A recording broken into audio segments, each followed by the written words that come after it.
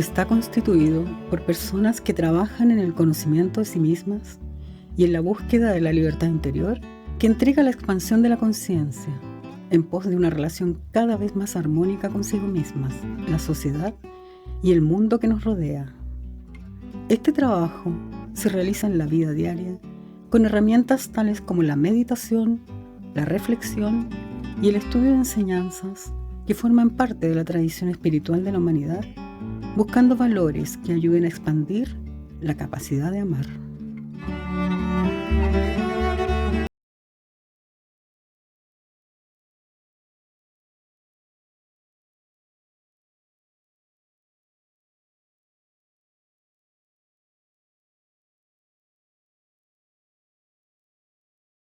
Bueno, nosotros hoy vamos a desenvolver el tema, a tratar de prepararnos un poco para cómo hacemos en nuestras vidas para prepararnos para el momento en que eventualmente llegue el día de transitar del plano físico al plano astral.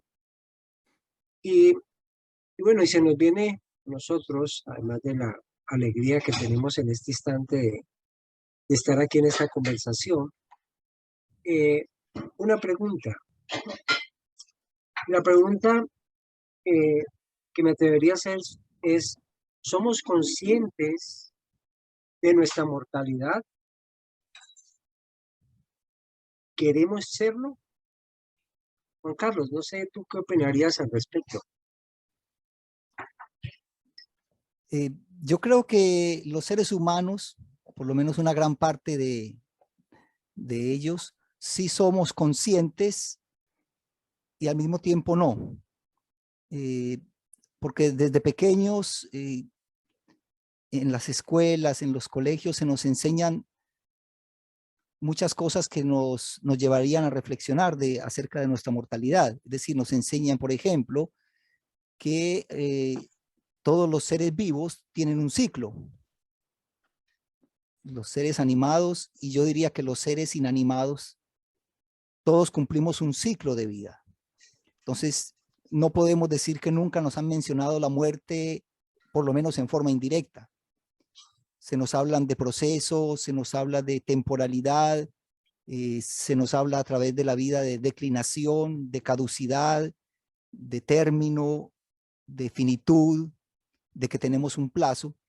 Entonces, si queremos asumirlo, es una cosa, sí, pero creo que no es falta de información, y especialmente porque creo que en las últimas 3 o 4 décadas ha habido una explosión de información a partir de los caminos espirituales acerca de este tema de la muerte. Y creo que tampoco es extraño dentro de la cultura humana, puesto que se han hecho eco de la reflexión acerca de la muerte, los artistas, los filósofos, los científicos. Entonces creo que sí, si lo pensamos bien, sí somos conscientes, pero no sé si queremos ser conscientes en el día a día muchas veces o si queremos eludir el tema. Yo dejaría ver qué más nos puede agregar Carlos Alberto. Sí, yo creo que el problema surge en la relación que pueda tener cada uno individualmente con este tema. Y quizá cada uno tendría que dar su propia respuesta si es consciente de su mortalidad. Yo creo que también hay una extraña trampa que suele ocurrir en nuestra mente, que se puede expresar más o menos así, que pareciera que la muerte le ocurre a los otros y parece que no le va a ocurrir a uno, por lo menos cuando uno está bien acomodado, bien tranquilo, y uno va viendo que, bueno, hay amigos por ahí o gente que conoció y que de pronto ya no están, pero no está con la actitud, bueno, a lo mejor mañana me toca a mí, o uno va corriendo la línea, salvo que en algunas circunstancias como que uno se despierta un poco y le avisan, puede ocurrir alguna cosita y piensa un poco en el tema. Ahí también yo quería hacer una pequeña advertencia en el sentido de que no se trata de entrar en un círculo morboso, de empezar a obsesionarse en cada instante con el tema de la muerte. Pero sí tomando un poco la recomendación de uno de los aspectos mencionados en el método de CAF, es si todos los días por lo menos uno tiene un pequeño pensamiento, algún vislumbre, tener en cuenta por un instante cuál es su condición real, ya le puede ayudar.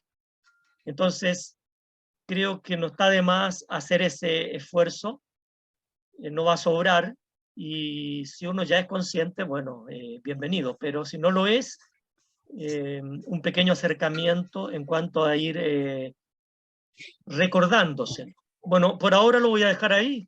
Germán, si quiere agregar algo para no alargarme tanto. Adelante, Germán. Sí, no, me parece muy importante. Pues Juan Carlos nos habla de la temporalidad, Luis Alberto nos habla de ese afán por querer que las cosas no cambien, pero realmente uno se da cuenta de que complementando esto, nosotros nos damos cuenta de que hay un devenir constante del cual nosotros queremos huir. La vida es cambio continuo y nosotros realmente tenemos miedo al cambio. Esa es como la realidad. Nosotros quisiéramos que las cosas no cambiaran, que estuvieran estáticas, que no se movieran, para, para que la vida tuviera una seguridad, la seguridad de lo que, del pasado que hemos vivido. Pero no queremos afrontar un mundo nuevo, un presente que cambia.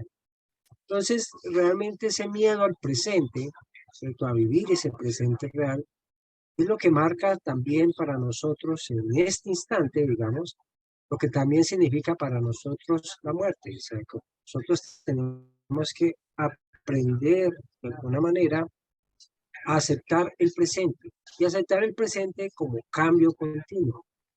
Entonces, si nosotros nos preguntamos si somos conscientes de nuestra mortalidad, tendríamos que hacernos también la pregunta si somos conscientes de nuestro presente.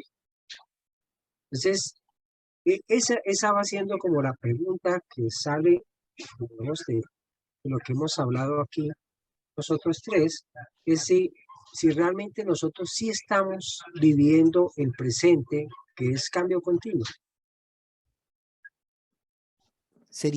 Habrá desde los caminos espirituales, desde, digamos, otros ámbitos como la religión,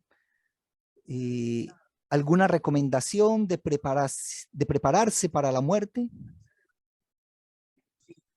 No sé, Carlos Alberto. Bueno, ya mencionamos un punto que es un punto mencionado en el método de CAF, del simple hecho de pensar en la propia mortalidad, aunque sea un instante en el día. Pero eso probablemente está inspirado y viene de tradiciones espirituales que también lo han practicado.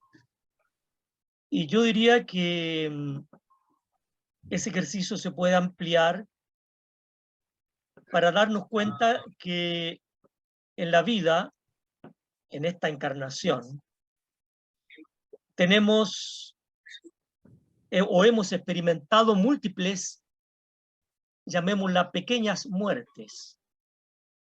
Si cada uno de nosotros en este momento se remonta a sus años más antiguos, por ejemplo, cada uno de nosotros fue niño o niña. Pero ese niño, ¿dónde está? ¿Dónde está esa forma física? ¿Dónde están sus pensamientos, sus gustos, sus dolores? Todo eso, de alguna manera, ya está muerto. Si somos rigurosos, bueno, está guardado en algún lugar de nuestro recuerdo, de nuestra conciencia. Pero nuestra mentalidad se ha modificado mucho, por lo tanto hay muchas cosas de ese niño que ya no existen. Pero uno podría aferrarse a ese pasado, seguir añorándolo o para no irse tan lejos, en los años anteriores o mi año de juventud, ahora que voy envejeciendo, podría añorarlos, apegarme a ellos y decir por qué las cosas no son como antes. Entonces, de alguna manera, no estoy aceptando esa muerte, que ese joven ya murió, pero ahora hay otro, pero que trae la experiencia de ese anterior. Entonces, yo creo que todos esos cambios que mencionaba Germán, estos cambios en la vida, me van mostrando o me van pidiendo que me vaya desapegando. Entonces el ejercicio del desapego, que nosotros lo practicamos también en la meditación, es una manera de algún modo de prepararse para la muerte. ¿Qué agregarías tú, Germán? Sí, no, retomaría la palabra meditación que tú acabas de nombrar, Luis Alberto, porque me parece que la meditación justamente nos lleva a nosotros a recoger esas experiencias que hemos hecho, es decir, a tomar la memoria, lo que hemos ido aprendiendo, ¿no?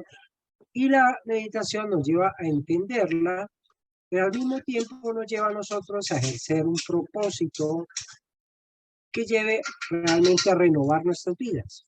En otras palabras, estamos hablando de las potencias del alma: memoria, entendimiento y voluntad. Y al descubrir nosotros las potencias del alma, estamos realmente descubriendo nuestras propias almas. Eso es fundamental para prepararnos para el momento de la muerte, saber que nosotros somos almas, saber que nosotros no somos un cuerpo, somos almas, viviendo una experiencia humana. Entonces, diría que una de las consecuencias de la meditación es justamente esa: llevarnos a entender que nosotros somos almas. Eso es muy importante. No sé, Juan Carlos, ¿qué otro punto nos podrías hacer? Yo retomaría un poco, o sea, yo creo que sí, hay formas que nos han recomendado siempre de preparación en varios niveles, y yo retomaría del método de CAF, que yo encuentro que hay hasta recomendaciones muy de tipo práctico. ¿Y a qué me refiero? Cuando dice que en lo posible no dispongamos con anticipación qué va a pasar con los bienes materiales, es decir, qué va a pasar con los bienes que yo tengo, y no dejarlo así a la deriva, es decir, reconocer desde antes que tengo que hacer algo con eso es prepararse para la muerte. Reconocer, por ejemplo, qué va a pasar si yo quiero donar los órganos o no, qué va a pasar con mi cuerpo, si quiero que lo cremen, si quiero que solamente lo entierren, si quiero algo para mi ceremonia, mi funeral. Esos son formas anticipadas de prepararse para la muerte, y que uno en ese sentido no se está engañando, uno está diciendo: reconozco mi temporalidad, reconozco que a pesar de todo lo que tenga planeado hacer, en algún momento tengo que abandonar el plano físico. Entonces creo que esas son recomendaciones que nos vienen muy bien, y también me da la impresión a mí que ya una recomendación muy a nivel general es pensar qué pasa en nuestra sociedad, si en nuestra sociedad hay o no hay una cultura que permita hablar de la muerte, o sea, no hacerle el quite al tema, sino hablar de forma natural de la muerte. Hablar de forma natural a los niños, a los adolescentes, a los jóvenes, que sea un tema de reflexión. Eso sería una cultura, digamos, de preparación para la muerte. Estudiar el tema, qué dice la ciencia, qué dice la espiritualidad, qué dicen las religiones, qué dicen todas las culturas de la tierra acerca de la muerte. Poder estudiarlo y poder, es una manera de enfrentarlo y de pronto de ir asumiendo el temor que le tenemos.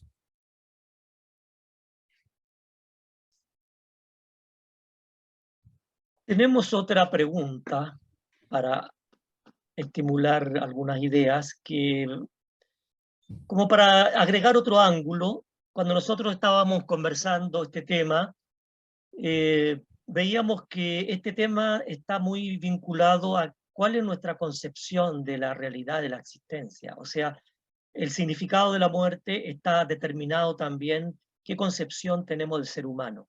Bueno, en nuestro camino espiritual nosotros hablamos de la conciencia, de los estados de conciencia relacionados con nuestra concepción del ser humano. ¿Qué nos podrías decir tú, Germán, en relación a ese tema? No, pues en realidad es bien interesante la pregunta porque nuestras formas de pensar definitivamente siempre están oscilando de acuerdo al estado de conciencia que estamos desenvolviendo. Esto ha hecho que inclusive las relaciones de los seres humanos se superponen en peleas y en debates interminables porque hablan desde diferentes estados de conciencia. Por ejemplo, nosotros podemos dividir los estados de conciencia de acuerdo a como los estados de percepción del alma en 4 estados. En el primero, nosotros podemos estar en un plano netamente material, donde lo que nos identificamos o lo que creemos ser nosotros es el cuerpo. Entonces, cuando a nosotros preguntan, ¿y quién eres tú? Entonces yo digo, yo soy el cuerpo. Entonces, describo lo que yo soy a través de lo que es mi cuerpo, lo que yo veo en mi propio espejo, y ese soy yo. Cuando yo en un momento dado, entro, mi vocación se despierta y empiezo a hacer una meditación, entro como en estado de meditación, y entonces en el estado de meditación yo descubro que yo soy un alma. O sea, que ese estado de meditación me sirve a mí para darme cuenta que yo soy un alma. Y cuando empiezo a percibirme yo como alma, todo empieza a cambiar. Y yo empiezo a darme cuenta de que hay algo diferente al cuerpo, que soy yo mismo. O sea, yo me reconozco como alma. Pero también, una vez que uno se reconoce como alma, se conocen las emociones, conoce el devenir de la vida y conoce sobre todo ese vagar por los cambios continuos, empieza a comprender que hay algo más detrás de fondo, ¿sí? Y entra en el tercer estado, el estado de contemplación, donde nosotros descubrimos la belleza, la armonía, descubrimos lo que es la presencia de la Divina Madre en todo. Entonces, esta contemplación nos lleva a enamorarnos de este proceso hermoso y sobre todo se manifiesta en un agradecimiento continuo por la vida misma. Ese agradecimiento continuo por poder vivir, por poder hacer esta experiencia. Y al mismo tiempo nos lleva a nosotros al punto en que empezamos a percibir la enseñanza y a participar con las almas. Pero eso nos lleva al cuarto estado, que ya es un estado místico profundo, donde nosotros nos enamoramos realmente de la Divina Madre. Nos enamoramos profundamente de ella y de su manifestación. Ya nuestra mirada no quiere estar posada sobre las otras cosas, sino sobre ella misma, sobre la Divina Madre misma. Y ese amor nos lleva a nosotros a la unión sustancial, la unión con la Divina Madre, con la Divina Madre del universo, realmente con el libro de la Madre o el pensamiento divino que mueve todo el universo. Y esa unión llevada a su más alto grado, bueno, nos lleva a ese gran vacío de amor, esa locura de amor por la Divina Madre. Bueno, eso creo que serían los 4 estados de conciencia explicados de una manera, pero no sé si Juan Carlos tienes otra manera también de verlo. Yo sobre este punto quería agregar lo siguiente, que me parece que está muy relacionado además con el tema de la mortalidad. Yo diría que hay 2 manifestaciones que dan vestigio de lo que llamamos muerte, es más bien una transformación. Y sería el cuerpo y la personalidad. O sea, nosotros decimos habitualmente, el cuerpo muere. En realidad no muere, digamos, se disuelve, se transforma, se transmuta. se convierte, esos mismos elementos pasan a formar parte del proceso de la vida. Y la personalidad, que también es un compuesto, cuando cesa el plazo, digamos, material, también se desintegra. Pero detrás de eso, ¿qué había? Detrás de eso, la conciencia que tuvo todo este aprendizaje, ¿en dónde queda? Entonces yo creo que la personalidad sí, también muere. Así como decía Carlos Alberto, que a través de la vida vamos muriendo en ciclos, vamos muriendo de niño a adolescente, de adolescente a joven, de joven a adulto, etcétera. Así también la personalidad que tenemos hoy no es la personalidad que pudimos haber tenido en otras vidas, ni las que vamos a tener en otras vidas. Entonces creo que el estado de conciencia es eso, darse cuenta de qué hay detrás de todo esto, y que en el fondo podríamos decir, o por lo menos yo lo percibo, que no muere. Carlos Alberto. Bueno, si yo quisiera también tomar otro ángulo, quizá un poco más detallista en el caso del individuo, en relación a esos pequeños estados de conciencia de cada instante. Es decir, ¿qué me está pasando a mí? Por ejemplo, ¿qué estoy pensando ahora? ¿Qué estoy sintiendo ahora? Porque el tema de mi relación con la vida y con la muerte, y agrego la vida porque el tema de negar la muerte tal vez está muy relacionado con el de negar la vida, o qué relación tengo con la vida. Porque la vida tiene un diseño, bueno, a mí me gusta decirlo así, mi preferencia, un diseño inteligente, extraordinario, en el cual hay un orden, y la muerte está dentro de ese orden, del proceso de la dualidad, de los cambios, como decía Germán. Entonces, el problema es cuando uno tiene la tendencia a negar aquello que no comprende. O sea, lo más fácil cuando uno no comprende algo es decir, eso no es cierto, o denostarlo, negarlo, pero uno podría detenerse y decir, a ver, voy a hacer un esfuerzo por comprender. Si todos los seres vivientes, uno por uno, desde la hormiga más pequeña hasta los grandes astros, mueren, esto tiene que tener algún significado, más allá de la tragedia que pueda implicar. Sería la primera reflexión. Pero hay un estado de conciencia en mí que reacciona. Yo veo un fenómeno de la muerte, por ejemplo, un ser querido, y reacciono. Puedo tener pena, puedo tener rabia, puedo tener serenidad, pero ese estado de conciencia, mi reacción, ¿soy capaz de observarlo? ¿Por qué siento pena? ¿Siento pena por mí o por el que se murió? ¿Por qué siento rabia? Estoy frustrado, estoy desencantado, estoy enojado con Dios, estoy enojado conmigo, con la vida. Observar mis estados de conciencia, yo creo que me puede llevar a descubrir los sentimientos más profundos que hay en mí. Entonces, ¿cuál es mi sentimiento real ante la vida, ante las cosas, ante mi destino? Porque muchas veces nosotros sentimos cosas, pero no las observamos. Estoy enojado, reacciono y bueno, pateo algunos muebles y después me voy, y el otro que se arregle. Pero si me detengo y analizo lo que pasó, podría descubrir cuál es el origen de mi enojo, o de mi pena, o de mi miedo. ¿Por qué tengo miedo? Si estoy aquí y nací, fui capaz de nacer, ¿por qué no voy a ser capaz de morir? Por ejemplo.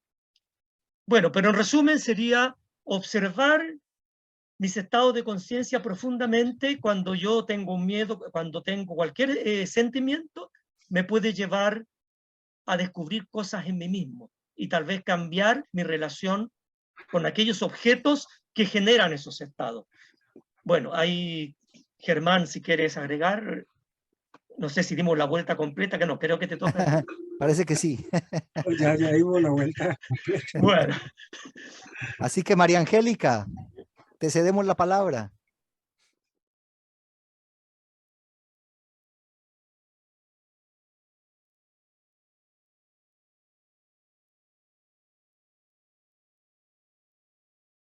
Entre las lecturas que uno ha hecho alguna vez, bueno, algunos maestros espirituales hablan de que el sueño o el proceso de dormir que hacemos diariamente es como una simulación de la muerte. Simplemente es, por un tiempo se desconecta la conciencia de la parte física y nosotros no tenemos identidad del cuerpo en ese momento, que sería como la similitud con el proceso de morir.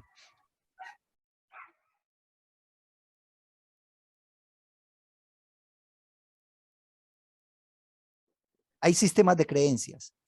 Hay sistemas de creencias en los cuales se considera que cremar no es la mejor opción, porque hay que darle un tiempo de proceso al alma que está despegándose del cuerpo.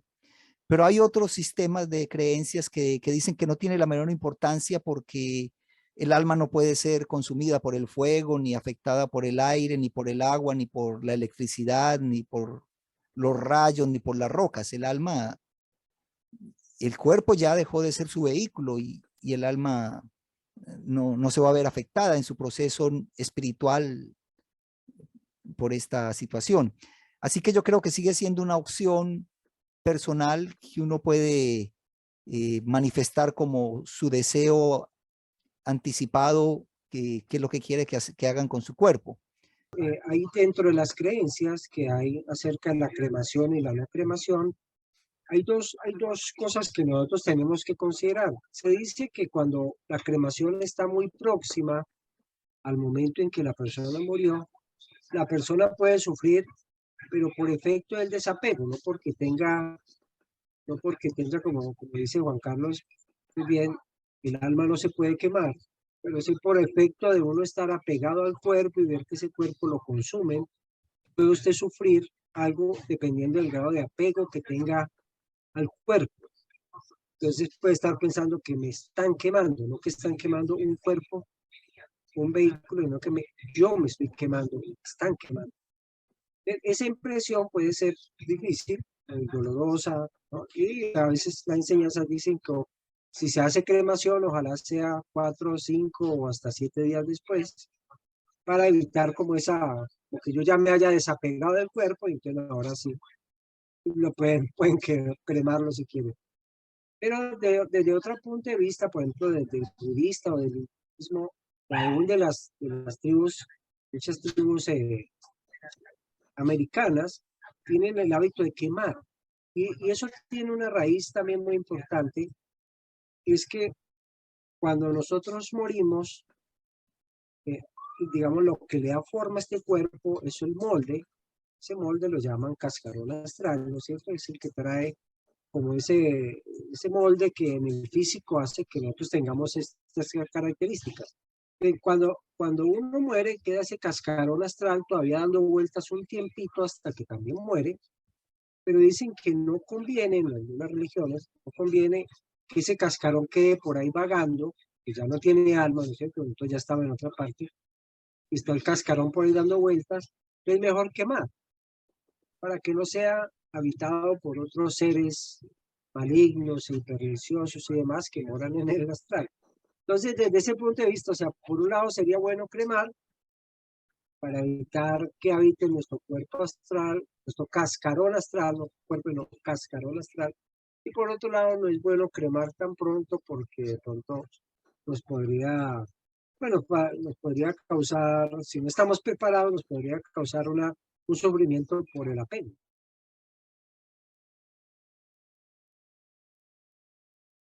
Nosotros nos enseñan que en el momento de la muerte hay dos caminos, ¿sí? ¿Cuáles son los dos caminos?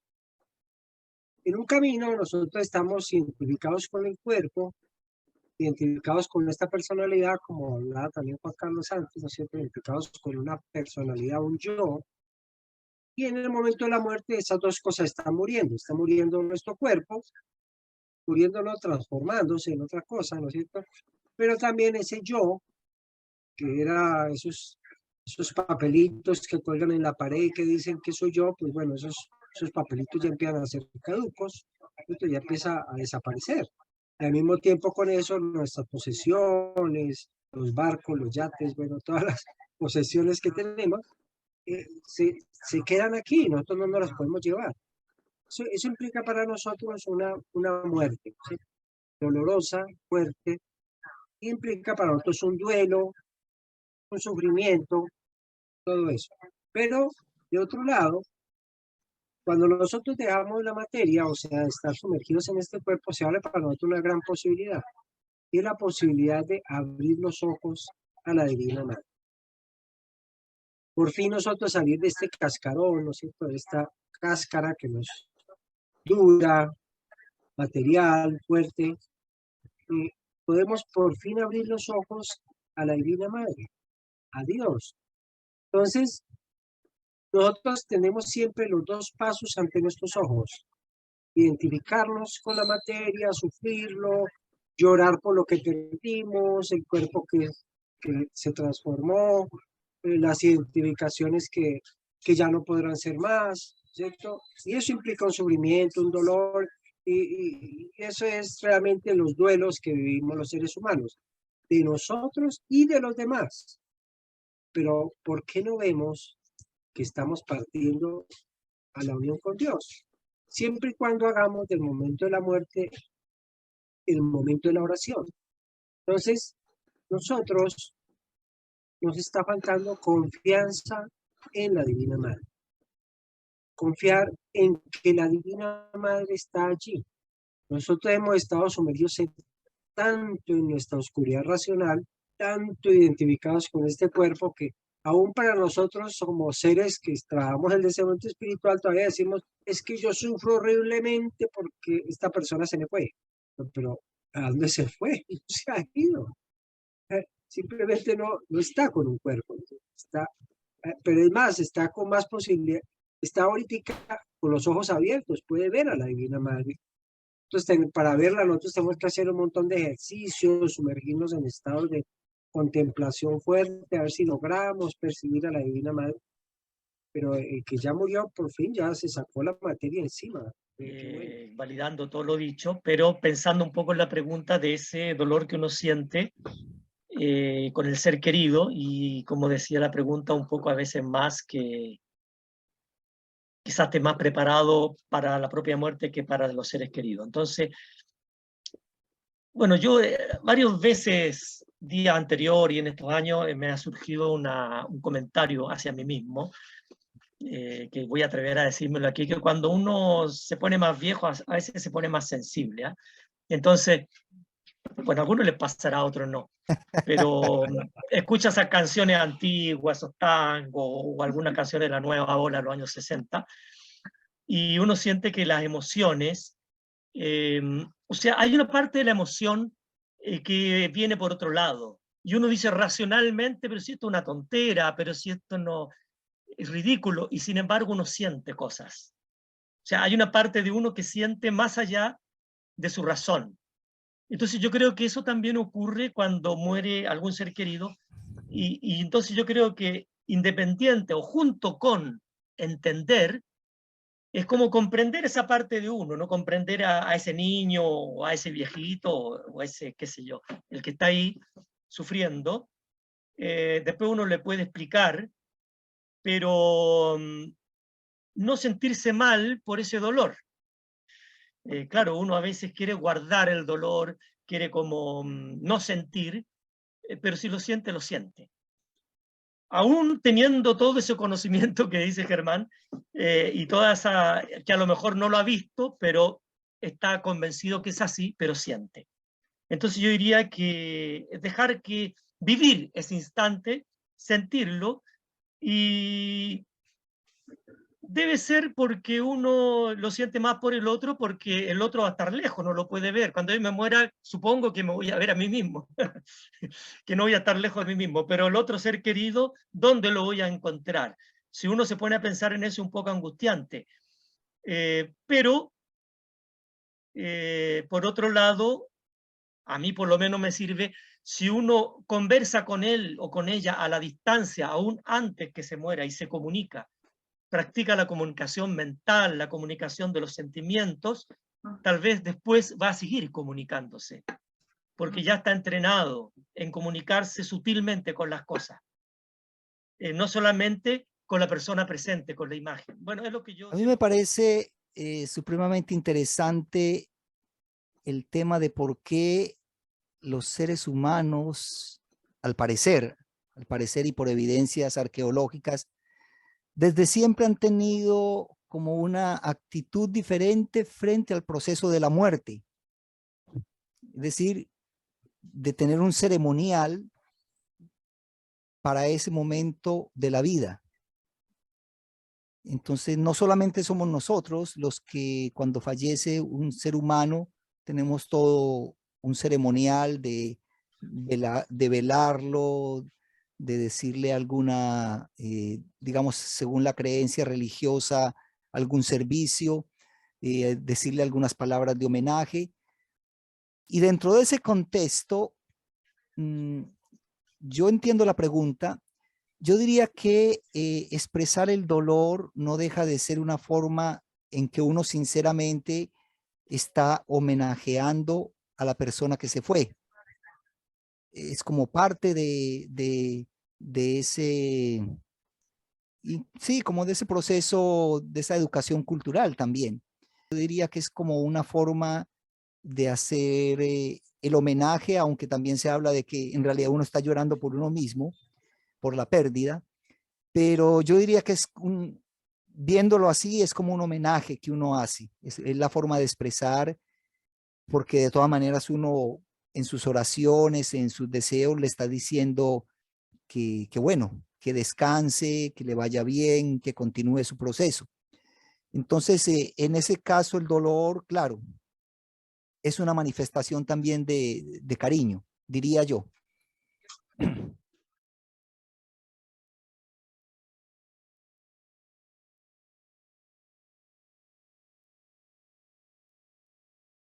La vida es cambio continuo.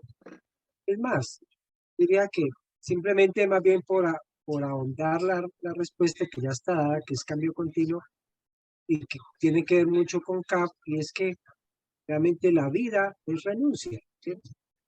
La vida es renuncia continua. Queramos aceptarlo, no queramos aceptarlo. ¿Por qué? Porque nosotros igual, la vida cambia y nosotros tenemos que renunciar consciente o inconscientemente a lo que ya pasó. Entonces, digamos que el camino de cambio es el camino del que conscientemente se da cuenta de que las cosas pasan y que es necesario ir viviendo el presente continuo. Entonces, claro, yo pienso que justamente claro, esa es la mejor preparación para la muerte, vivir la renuncia. En poder tratar de establecer prioridades, de tener presente siempre que el objetivo como almas es el desenvolvimiento. Todas esas prácticas de tratar de mantener en la conciencia eso, a su vez nos dicen, bueno, cualquier cosa que vamos a hacer y que creamos nosotros que es importante hacer, hagámosla. No importa en qué momento llegue la muerte, por lo menos tratemos de hacerla si la identificamos como importante. Porque lo otro es, como decía Carlos Alberto en algún momento, si uno se siente inmortal, sí, va a tener miles de proyectos, pero es poco realista que alcance a hacerlos todos. Entonces, más bien, si uno sin ninguna dramatización dice, bueno, mi probabilidad de vida son tantos años, tengo tantos años, probablemente me quedan tantos años para hacer algunas cosas que yo considero importantes y para vivir la vida lo más plenamente posible y lo más conscientemente posible. creo yo que la pregunta de alguna manera contiene una reflexión sobre la concepción que tenemos de las cosas, es decir, por qué hice pensar en la muerte, no lo que pasa después. Dentro de esa pregunta podría estar implícito que podemos tener distintas concepciones de la realidad, porque en realidad ninguno de nosotros puede afirmar con certeza, tal vez por su propia experiencia, o aunque lo pueda haber comprobado, no lo puede demostrar a los demás hasta ahora, porque no están los instrumentos científicos para hacerlo. Por lo tanto, podemos dejar abierto a que las cosas pueden ser de muchas maneras. Y yo solamente diría que justamente la enseñanza de CAF tiene esa virtud de que deja abiertas ese campo, esa posibilidad. No nos dice las cosas son así, nos describe visiones de la realidad, de los mundos superiores, de este mundo, pensamientos similares a las religiones, las filosofías, pero solamente lo pone en la mesa y cada uno de nosotros lo estudia, los considera y va generando su propia opinión o su propia comprensión. Por lo tanto, muy válido, y en CAF, como está constituido, aunque cada uno de nosotros pueda tener una concepción diferente a lo que va a ocurrir después de la muerte, si es que ocurre algo.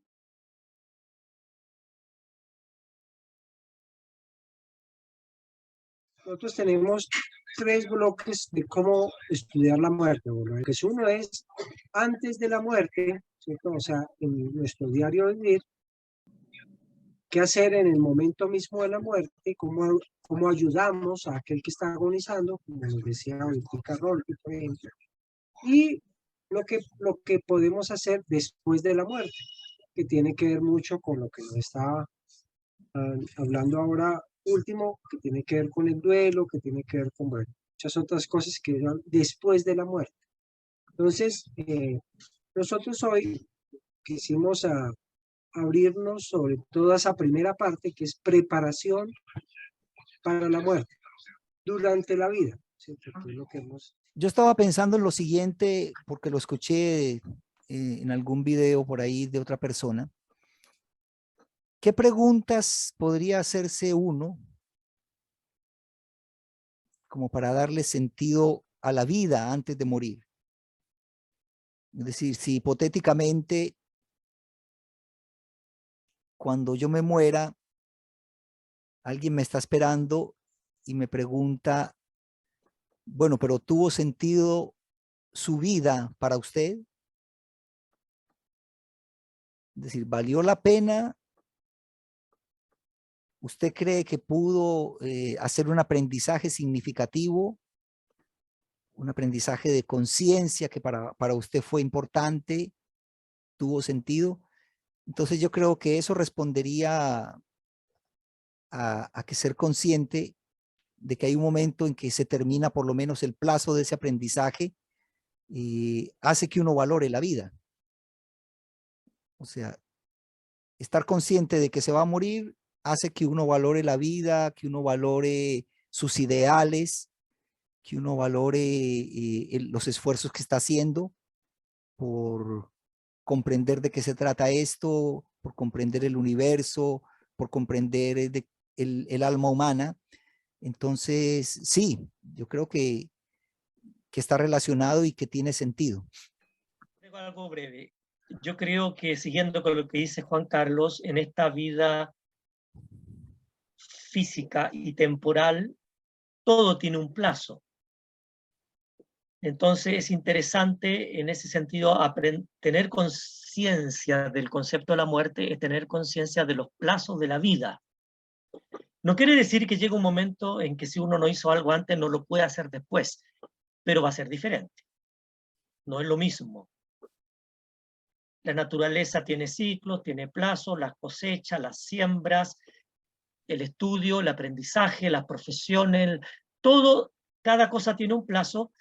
Y yo creo que si uno es consciente de eso, uno va respondiendo, es decir, no le va a pasar eso que a uno le podría pasar de que, uy, se murió y no le dije cuánto lo quería, cuánta la quería. Bueno, dígale ahora que está vivo. Y ahora, porque puede que mañana no esté. Eso es tener conciencia del plazo. Si uno siente algo, dígalo. Por ejemplo, ¿no? También nosotros tenemos que revisar qué significa muerte, ¿no es cierto? Porque si uno mira muerte como el final de algo, pues aquel que esté identificado con el cuerpo, la muerte sí existe, pero aquel que vive como alma, la muerte o lo que llamamos muerte es solamente un cambio más. Entonces, dentro de ese estado de conciencia en el cual uno vive como alma, prepararse para la muerte es prepararse para un cambio más. Entonces, es tener como un sentido de eternidad. Nosotros no estamos solo viviendo, no sé, 30, 40, 80 o 100 años o 120, que de pronto algunos vayan a vivir, pero esto sigue, ¿no es cierto? Esto no es simplemente 120 años, esto es más largo que eso. Estamos construyendo algo, estamos construyendo los cimientos del alma. Un conocimiento, una sabiduría que pasa a través de vidas y de experiencias. Por eso lo que hemos construido en esta vida es simplemente parte de la construcción total del alma. El camino todavía es muy largo.